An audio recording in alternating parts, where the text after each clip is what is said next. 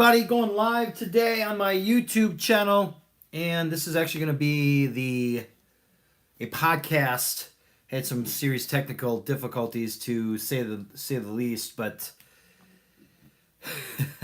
hey, we roll with the punches. I teach my clients to set up detours, so I am setting detours. So here we go. Welcome to another enlightening episode of Framing New Heights.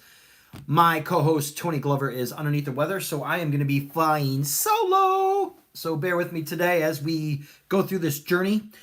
Today we're going to dive deep into the topic that resonates with every heartbeat and resonates with every decision that we make is our well-being. And join me today as I explore how, get ready for this, you guys ready? How healthy living is a sign of self-love. And I'm really going to dive deep and really ask some probing questions, I guess, today and bring some awareness. Because what really got me going on this entire topic, y'all, is I'm going to go in. Here we go. Can unhealthy people love the same as healthy people? Now, many would argue that, what the hell are you talking about? Well, I'm going to go on a journey today. I'm going to talk about 4 areas, okay? 4 levels that I think what it takes in order to really, truly use self-love and how self-love can be a catalyst, a bridge to so many monumental things. So as I dive in today, I believe that there are 4 areas of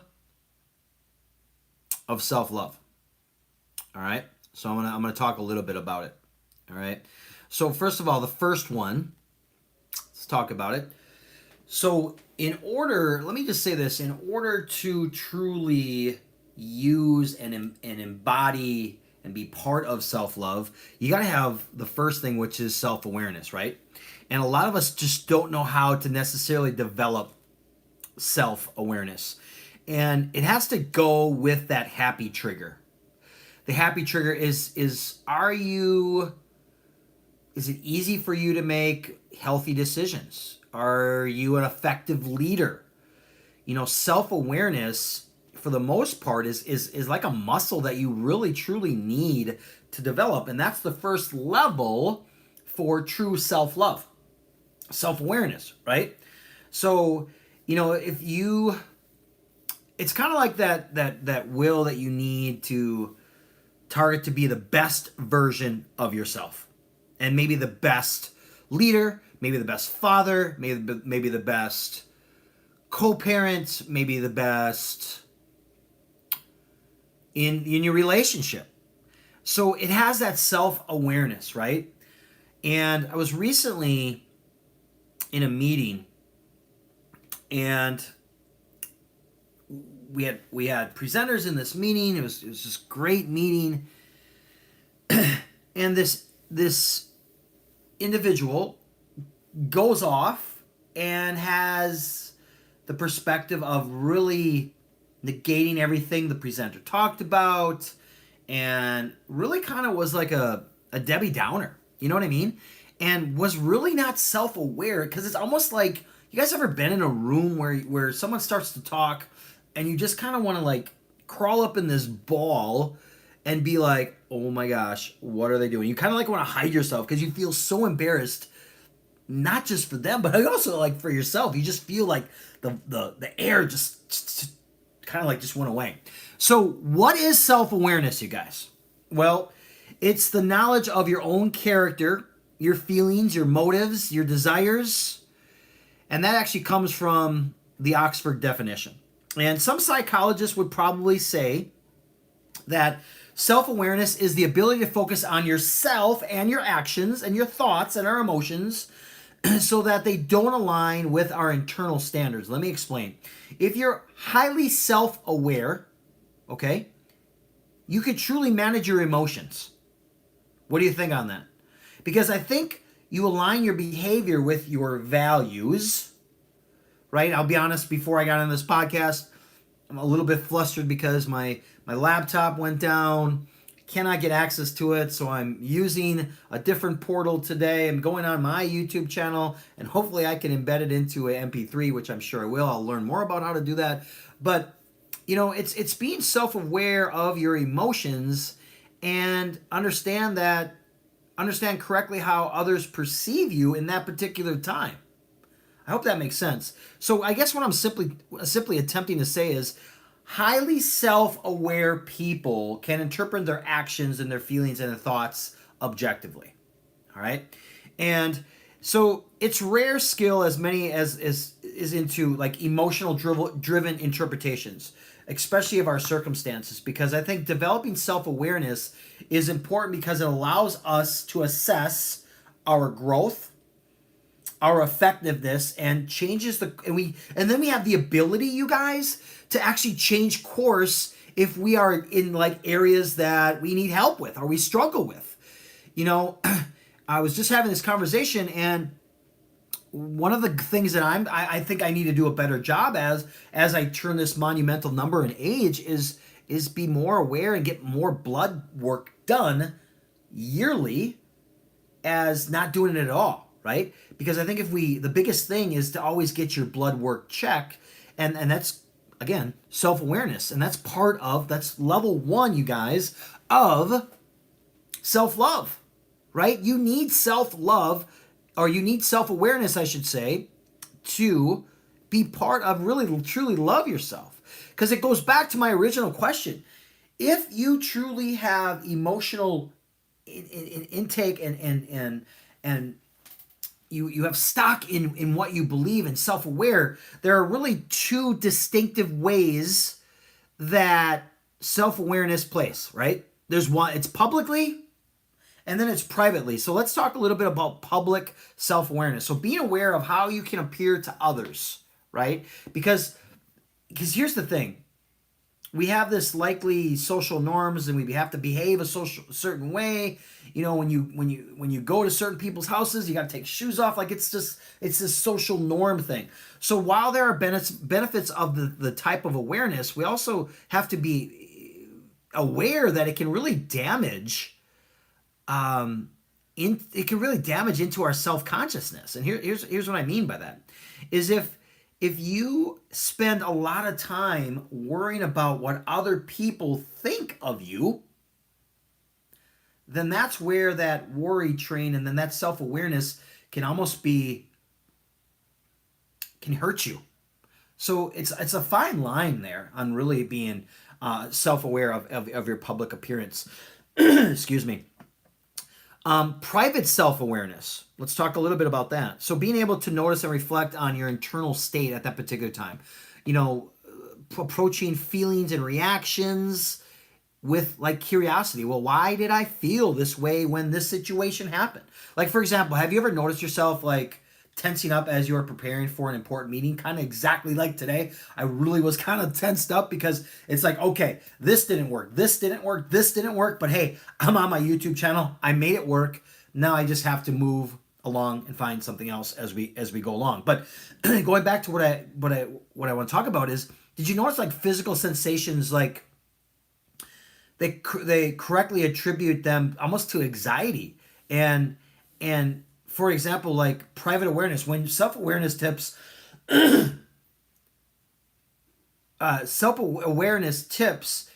is like into our self-consciousness. We reluctantly share certain aspects of ourselves and we develop a persona, this is the key, that lacks authenticity, you guys. So, Michael, why is self-awareness so important? Well, research tells us that it indicates that we take an inward look at ourselves, okay? We validate our values, we validate our feelings, our thoughts, our behaviors, our strengths, and then we recognize them and how they have effect on other people, okay? So self-awareness is like, are you happy? Are you happier in certain relationships than others? And does it bring a personal or social control of a job that you have? Does it provide higher satisfaction levels? So we really want to look outward and understand how people truly view us. Because I think asking a simple question of like, how do you perceive me? Like, how do I come out? How's my demeanor? Who am I around you? How do you feel about it? Do I have, certain perceptions? Do I empower you to do this? Do I recognize your value? Things of that nature. And you'd be surprised and if you can ask people to truly be honest, they'll share with you. But some of the benefits of self-awareness, you guys, I want to go into. It gives us the power to influence our outcomes. That's critical. It also helps us to make better decision making skills and gives us that self-confidence piece. And this is actually part of my 12-week program that I implement. And as a result, guess what? Our communication gets better, our clarity gets better, and then our ultimate intention gets better. And this is obviously going to be the last podcast recording in 2023. And also self-awareness, it allows us to understand things from multiple perspectives. So are you one of those people that are constantly like closed-minded, kind of like those horse blinds, right? You're not aware of everything else. I was that road. I went down that road, and it may have been even politically. And I realized that once you do your own research and you view other things and see other things differently, you have a different perspective on things. And that's a really big key for self-awareness. And it also frees us from our assumptions and biases of others, right? Like it totally does, because you're self-aware. And the big thing, you guys, big key piece here is it helps us build better relationships. And let me go in a little bit on the healthy side, right? I think being healthy is, we can label it in so many perspectives, and I'm talking about self-awareness here, but I'm self-aware that when my daughter is present with me, and even when she's not, I'm really aware of what I'm putting in my body, the example I'm setting for her. Am I working out? Does she see me working out? Does she see that my health is important to me? Or am I constantly just on the couch, eating potato chips, drinking soda, having the wife or the significant other bring you a beer? Is that really self-awareness? Healthy self-awareness?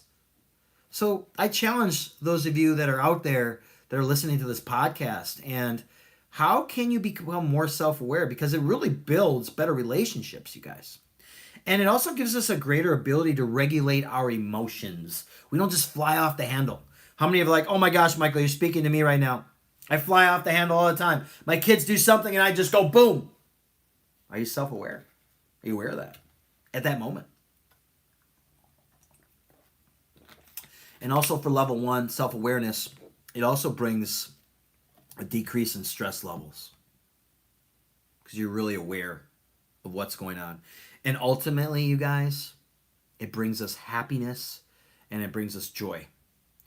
And what I'm going to tell you is you have to find a way to fill that self-awareness gap. And when you can figure out and know more about that, you grow as a person. And that self-love, which I'm about to allude to on the other levels here, it's going to make you a better parent. It's going to make you a better mate. It's going to make you a better coworker, CEO, CFO, whatever it is. That's truly what it's about. So as I'm wrapping up self-awareness, I want to go into self-worth, because that's level 2. And level 2 of self-worth is, there's a great quote that I want to talk about, is when you can use this quote in one of your affirmations. And if you don't know what those are, I truly ask that you listen to some other of our podcasts.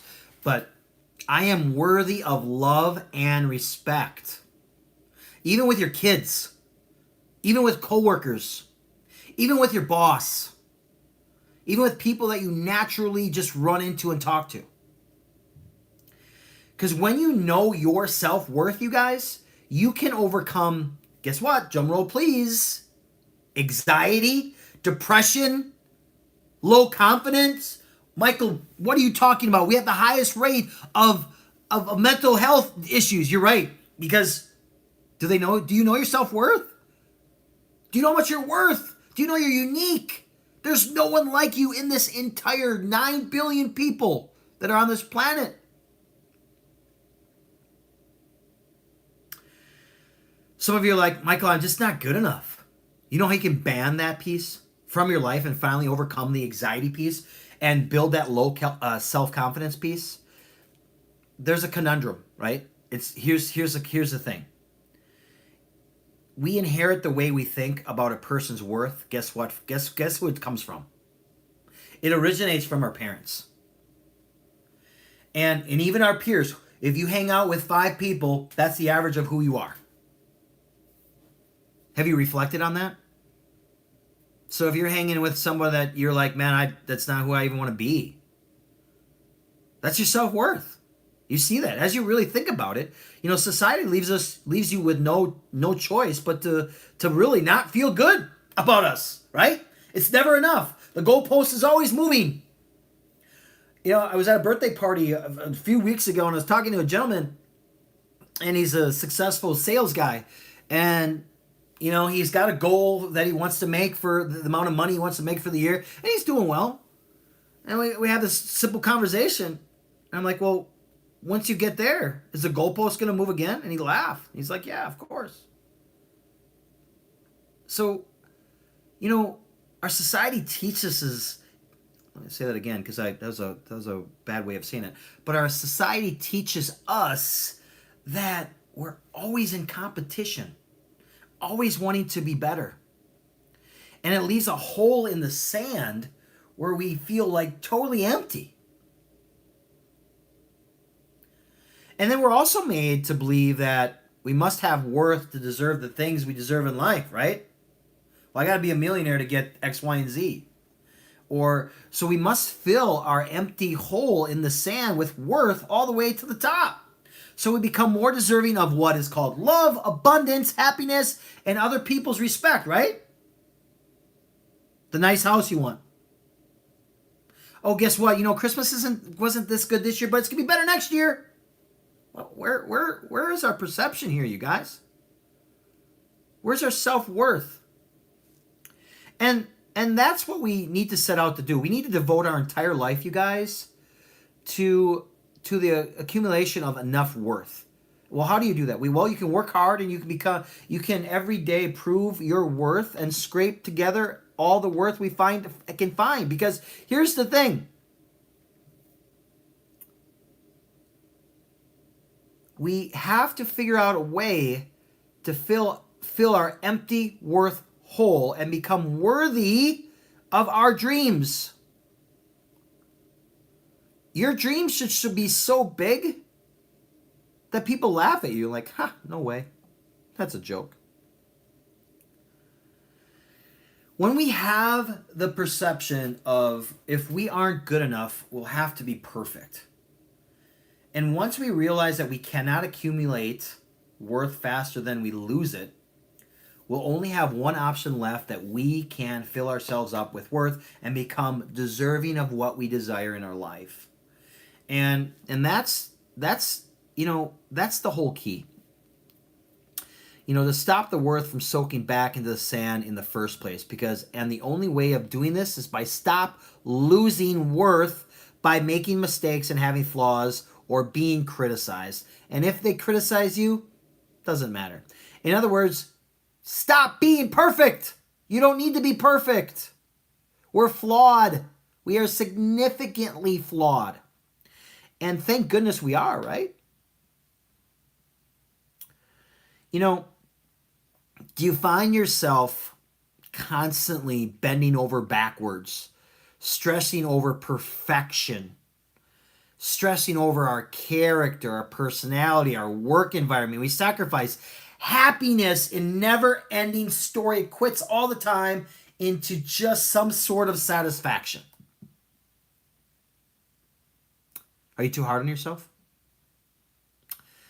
Do you kind of beat yourself up over perfection or whatever you do, and that no matter what you do and how much you push to perfection, guess what? That hole in that sand is never going to fill up. It's going to continue leaving you with a sense of worthlessness.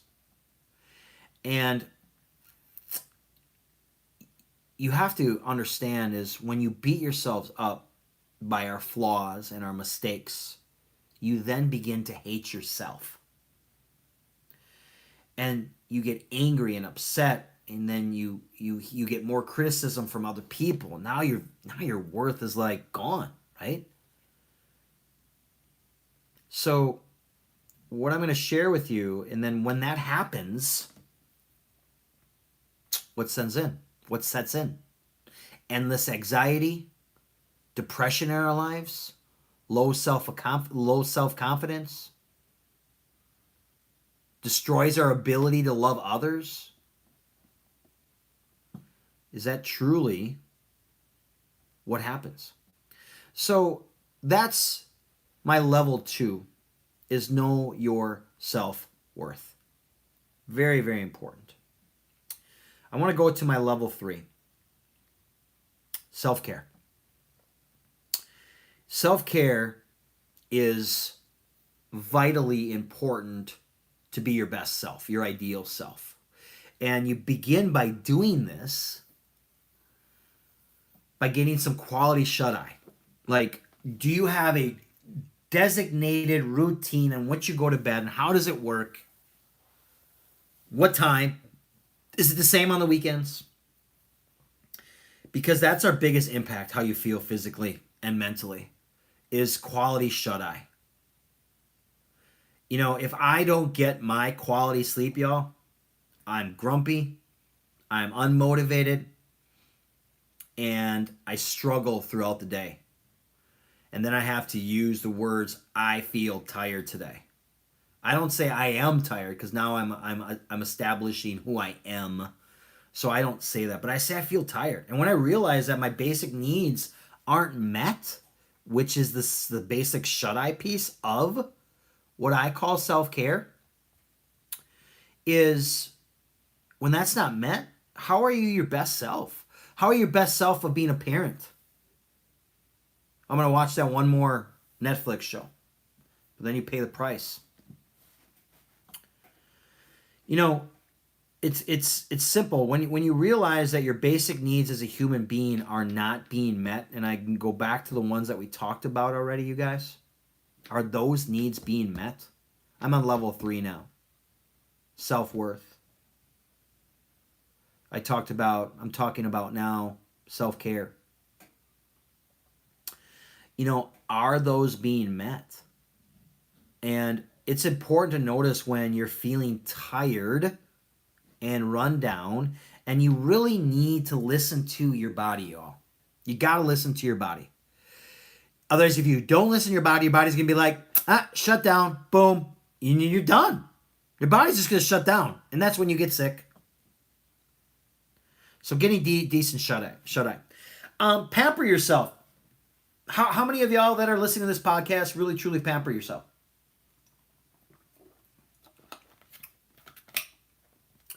You know, I do this for the most part. I'll say this. I really I take care of my skin. There's eye cream that I put underneath my eyes daily. There's a moisturizer that I use for my face.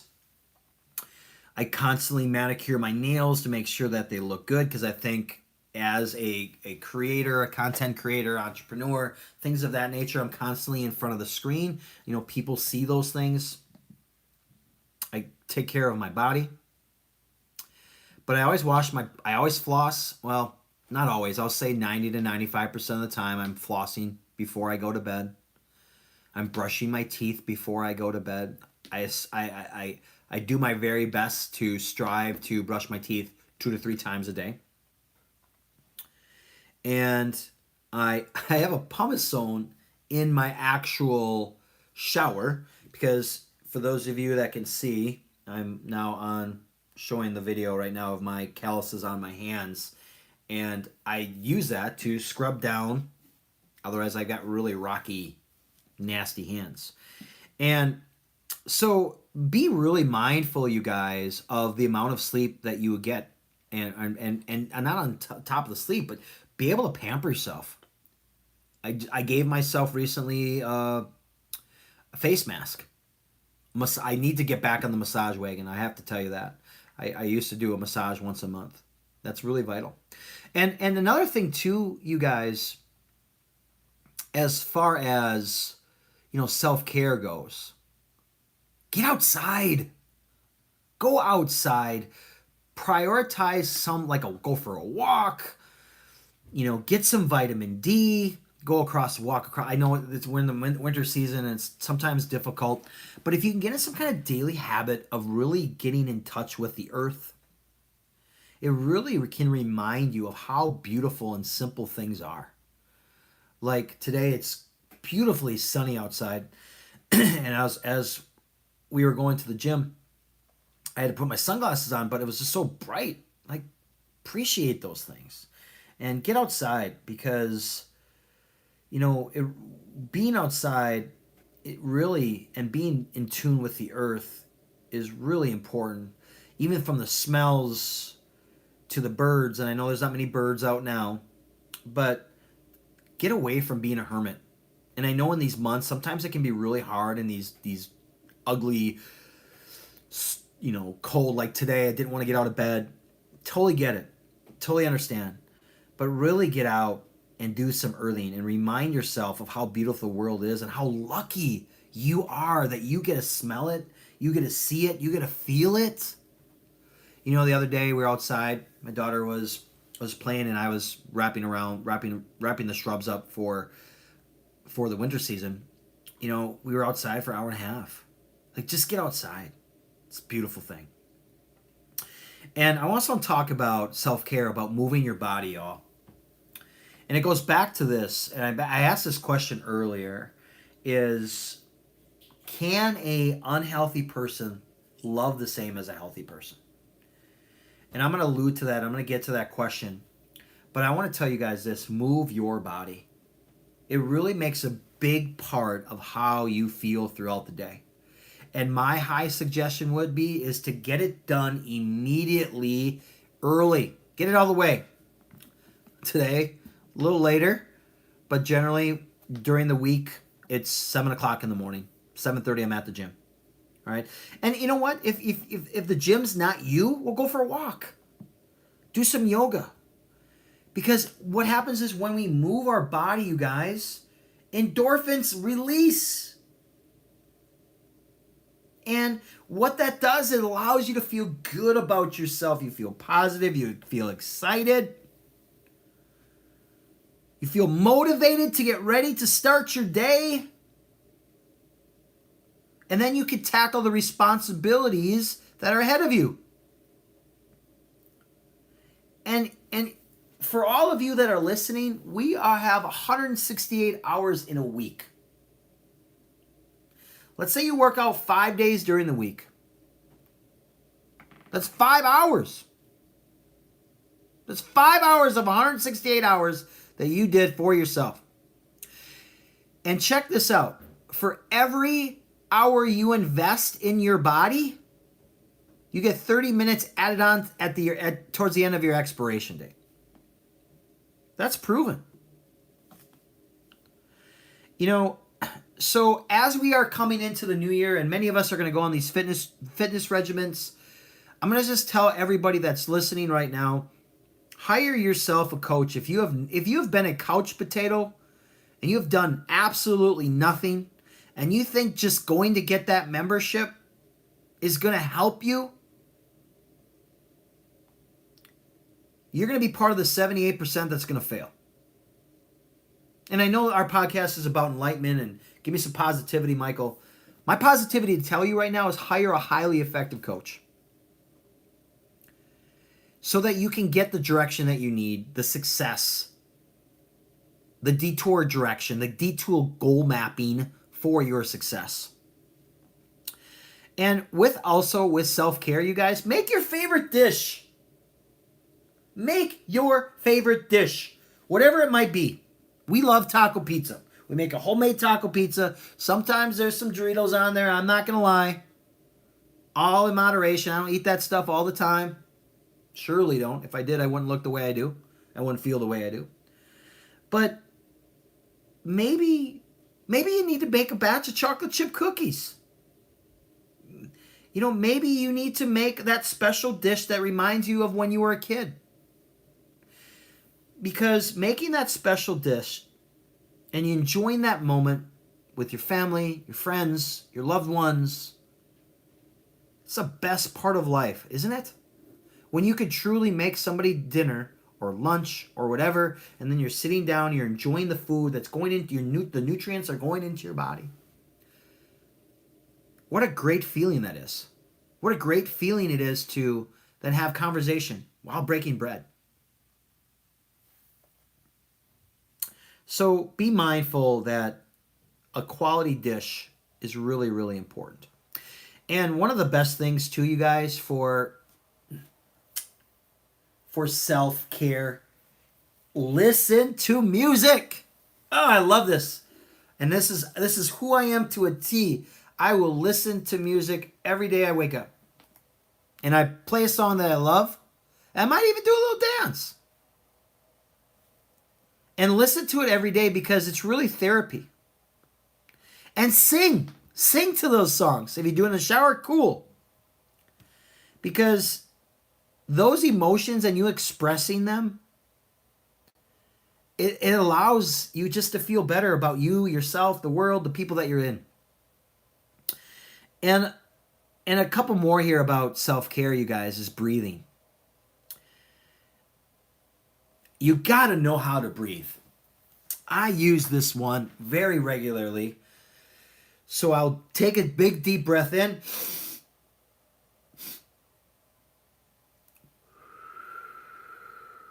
So I'm breathing deeply in one time, and then I'm taking in a little bit more air one more time, and then I'm counting 1, 2, 3, 4 as I release it.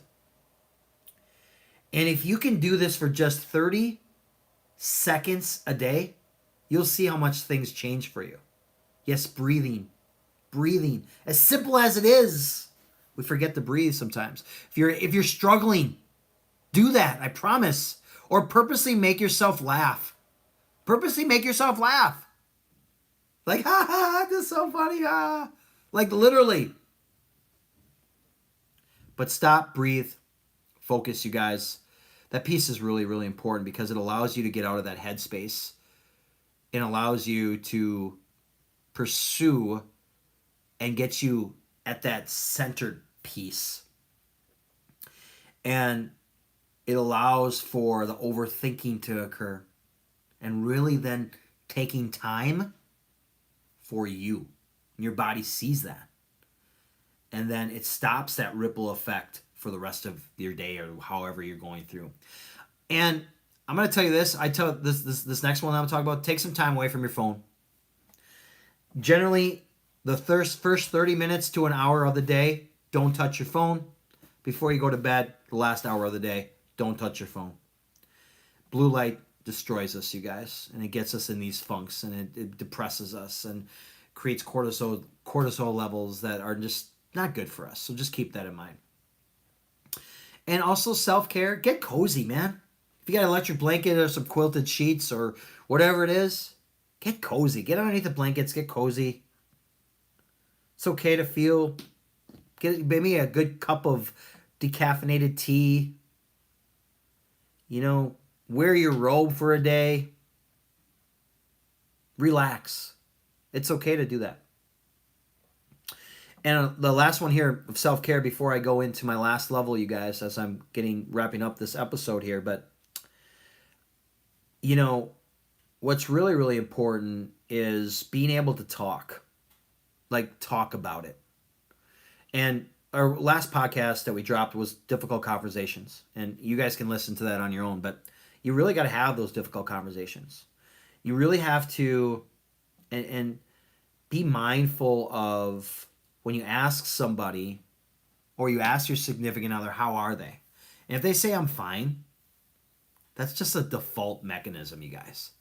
And as a male, I've realized this, that when your woman or the woman, whatever woman you're talking to, if they say they're fine, they're not really fine. They're not. And for any women that are listening out there, you're probably like, yeah, he's right. So really communicate, you guys, how you feel. This is in relationships. This is with our kids. Like I tell my daughter, honey, I feel healthy today. I feel strong. Like when we get done working out, we work out together, and when we're done, she'll be like, Dad, feel my muscles. It's like, yeah. And like literally, she doesn't wear that muscles. It takes time to build muscles. But I say, yeah, honey, you got some big muscles. But I always tell her, honey, I'm healthy. I feel good. You need to tell, as a parent, you need to share those things with them. Because what that does, it allows them to understand that health is an important piece for your life. And it's important for them as well. And so communication. Communication is critical for self-care. And you can find, ways and ideas on how to build communication style. And there's always two ways, and most men are either they don't like emotional IQ or vulnerability IQ, I should say. And there's the other men that are like promoting it. I'm definitely about emotional vulnerability and crying if need be and expressing your feelings at that particular time, because we're not perfect. We're weak. We have areas of weakness, I should say. If your ego tells you and you're like ready to shut this podcast off, but if you really are like, yeah, I don't have weakness. That's your ego talking. We're not perfect, y'all. We're not perfect. No matter how many hours you spend in the gym, you're not perfect. But it's with the vulnerability piece, you guys, it's really made me realize that it's okay to struggle. And if I've got real people in my life and really real people that I can confide in and trust and believe in, they're going to have my back. And talking about my feelings allows me to overcome and process some of them, right? And it's normal for us to keep things in and pretend that they're quote unquote okay, or I'm just fine. Really connect with your significant other, your kiddos, and really share with them how you feel, how you communicate. Communication is a big piece for self-care. And always, you guys, as I move into as I want to move into my last piece here, is communicate so that you can be the ear. Excuse me. Communicate so that you can be the ear. And communicate to listen. Don't communicate to respond. And that piece is critical. So I want to put this all together here. And as I talked about, there's 4 levels of self-love. And I talked about self-awareness. I talked about self-worth. I talked about self-care. And I want to talk about, lastly, self-esteem. So with self-esteem comes competence, confidence, and connection.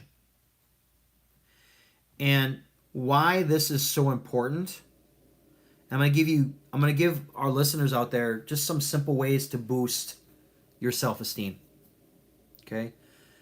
And we should know that, well, first of all, what is self-esteem, right?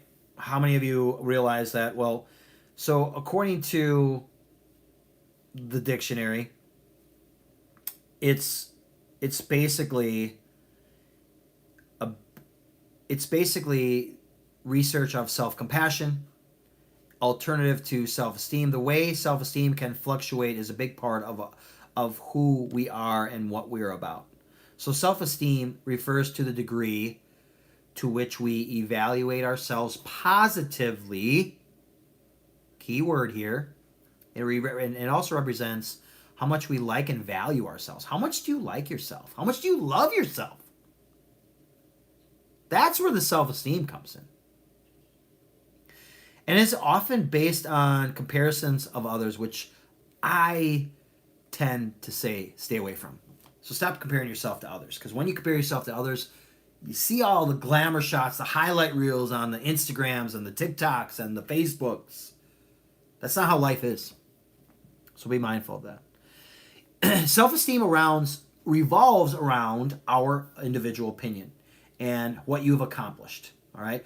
When you're surrounded by, like I just said, social media, things of that nature, we tend to really dig into our self-esteem. It hits us every time, especially with the newsfeed. So be aware of that. But self-esteem can affect how you practice self-talk. Okay? So how do you talk to yourself? Are you negative to yourself? Oh, I'm so stupid. Why did I do that? I'm so dumb. Man, I was really upset with myself because I locked myself out of the computer. Still locked out, so I had to use another option here. I could have easily talked negatively about myself. But I also teach detours. I have a goal on how when we get to a detour or a roadblock, I give you the map to get around it. Now, I could have been that person and just filled myself up with some negative self-talk. But instead, I'm going to get through this. So I have positive talk. Positive things to say about myself. And there's a difference, you guys, between self-esteem and self-confidence. Your self-esteem affects how you see yourself in contrast to your self-confidence. Your self-confidence dictates how you perceive your own skills and talents. I always tell this, I'm not average. I strive to be my very best. I strive to be great. I strive to be above the elite. That's me. Now, some of you are like, Michael, that's an egotistical thing to say. I don't let negativity seep into me. I'm very aware of who I am. I'm not cocky. I'm not conceited. Yeah, the younger years, I didn't know any better. I was growing.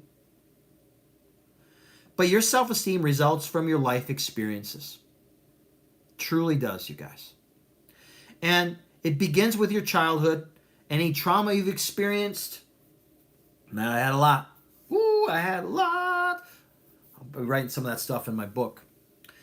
But life changes, environmental impacts, all of that affects our self-esteem. Even at a young age, your self-esteem begins to fluctuate and develop.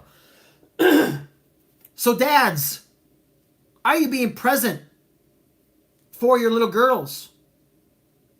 Are you help building their self-confidence? Are you teaching them through love and logic? Or are you just demanding them to do certain things? You build self-confidence, you guys, in specific situations by developing using your own skills and prior experiences related to any specific tasks. So believing in your abilities to complete a task while doubting your self-worth is an example of high self-confidence but low self-esteem. Why is this important, Michael? Why are you telling me about this? Why is it so important? Pay attention to how you speak to yourself. It's a really good indicator on how well you take care of yourself. Self-esteem issues can creep up on you at any particular time in your life, any moment, and it doesn't take much of your day to take a moment and notice how it affects your mood and self-esteem. Pay careful attention to other people's self-esteem as well. That's a big piece. I'm very mindful of how people are. We just went to the store the other night. I think it was yesterday. The cashier just made no eye contact, just dreading life, but probably a high school kid. It's just like, she's just not happy. Maybe she's struggling. I was very aware. If you notice someone that maybe has some self-doubt, they may need some support, you guys. And once you identified what you want to improve, it's hard to figure out the first step. So if you're looking to get help in any particular way, and if any of these are like, Michael, you've said a lot today on this podcast, you can definitely check out my Live to Thrive program. I've got a Facebook community as well, where I've got individuals that are completely striving, thriving, becoming better, becoming their best ideal self. I can help you with this journey. because I've been through it. I've been depressed. I've been full of anxiety. So I want to say this before I wrap it up here, you guys, but low self-esteem, it attributes to abuse, emotional, mental, physical. It contributes to how your mindset is. That's why my program really transforms your life. Are you talking negatively about yourself? How you're not good enough? How nothing positive is happening in your life? Guess what? Your confidence suffers. Life events. That's another one. Social standards. It's another one. Goal setting. What's your goal setting for the next year? 2024. How are you setting goals? Are you? You should. Short-term, long-term. KPI goals. How are you getting there?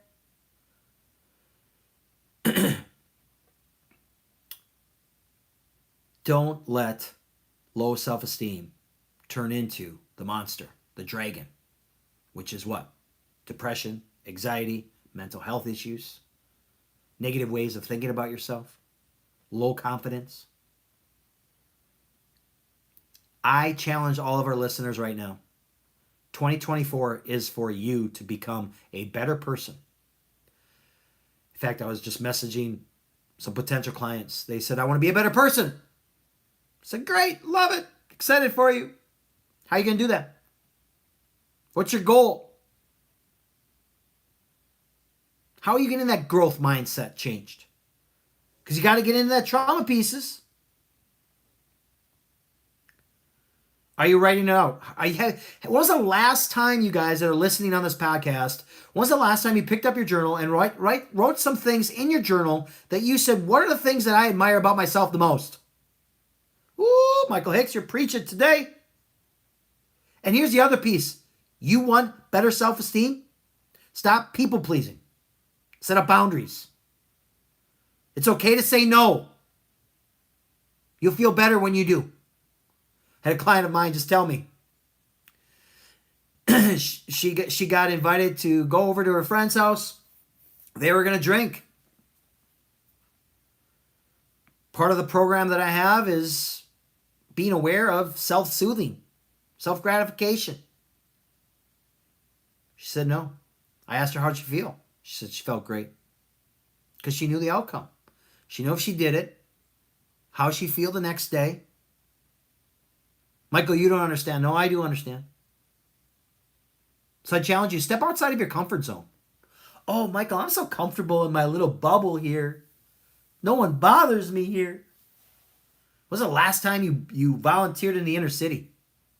When was the last time you went where you felt uncomfortable being there? Are you living life in fear? Self-doubt? How are you stepping outside of your comfort zone for 2024, you guys? And I said this earlier, stop comparing yourself to others. You got to stop it. At the end of the day, there's two people. Two. You see yourself, compare yourself to yourself by looking in the mirror, and you can never outrun your creator. Your creator's there forever. And a couple things here before I like I said, I wrap this up, and thank you guys so much for tuning in here. So forgive yourself of anything that's in the past. Let it go. Set quality boundaries in relationships. Celebrate every single win. If you got negative people in your life, get rid of them. If every time you talk to them something negative, get rid of them. And as I'm concluding today, you guys, remember, as I put all this together, remember, self-love is about accepting yourself unconditionally, while self-worth is an evaluation of your personal value of growth potential. Self-love and self-worth are important, you guys, because imbalance can lead issues with self-perception, with your ability to even interact with others. So that's self-confidence piece. Cultivating self-love, self-worth, self-esteem involves building strong, healthy boundaries, you guys. Reflect on your needs. Enhance your self-awareness. Nurture positive relationships. Practice gratitude. At the end of my workout today, I laid on the mat and I just thanked my Creator for everything that I'm grateful for. That took 30 seconds, maybe a minute.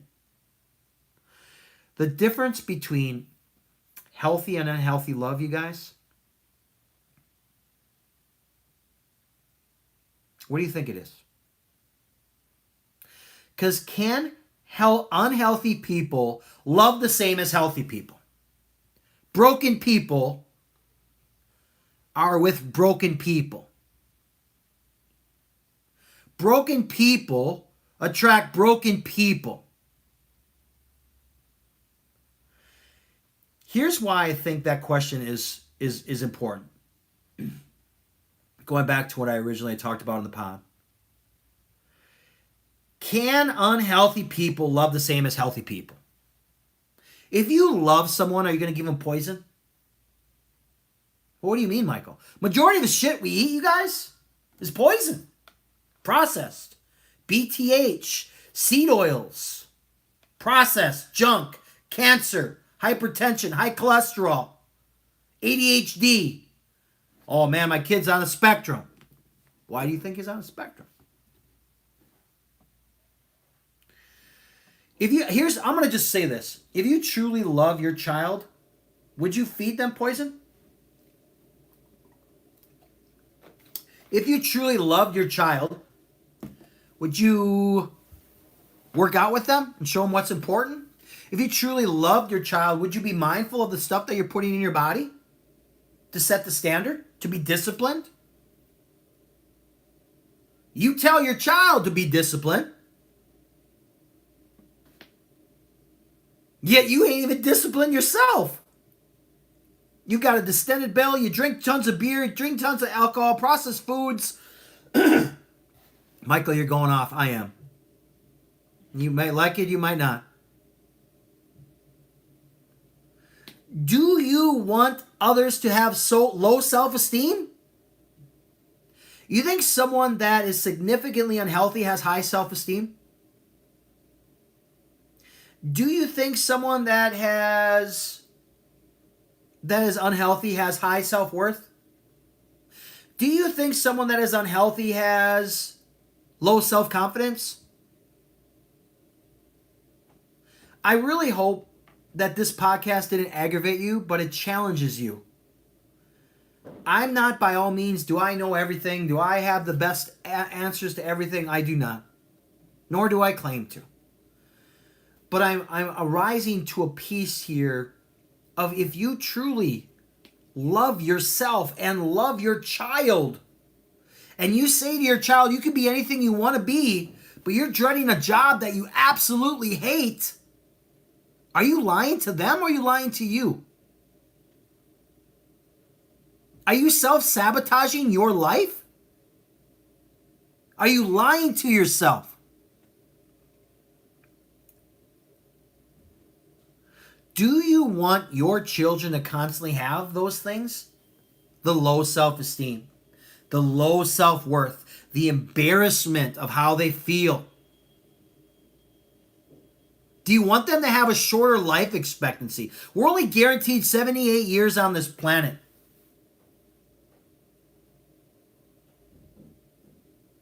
Are they eating fruits? Are they eating vegetables? Is there protein on their plate?